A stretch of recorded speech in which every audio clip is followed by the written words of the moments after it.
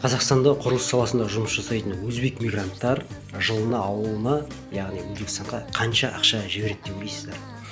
Мен осындай ғимараттардың жобасын жасайтын болғасын, яғни құрылысқа сәл жақын болғасын, маған қызықтырақ та сіздерге айтып берейін. Жалпы Қазақстанда 300-500 миллионға жуық өзбек мигранттар жұмыс жасайды. Оның ішінде құрылысшы, сауда саласында, тамақ саласында да бізде плов пісіретін, шашлык пісіретіндер көп өзбектер ғой. Сосын жаңа ұсақ курьер, такси деген сияқты. Осылардың бәрін қосқанда жылына 700 миллион немесе 1 миллиард доллар Өзбекстанға жібереді. Прикинь?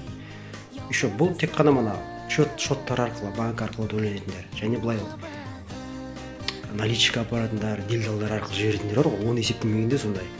Жақсы, 1 миллиард доллар деп орташа бағаны алайық. Енді осының 30-40% құрылысшылар.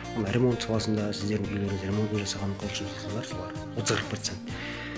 Яғни 300-400 миллион доллар жылына Өзбекстанға кетіп отырады Қазақстаннан. Прикинь? Ал сендер жүрсіңдер, қазақтар. Бізге жұмысшы, Қазақстанда жұмысшы, үкімет қайда қарап отыр? Өздерің қайда қарап отырсыңдар? Жылына осындай ақша кетіп жатыр.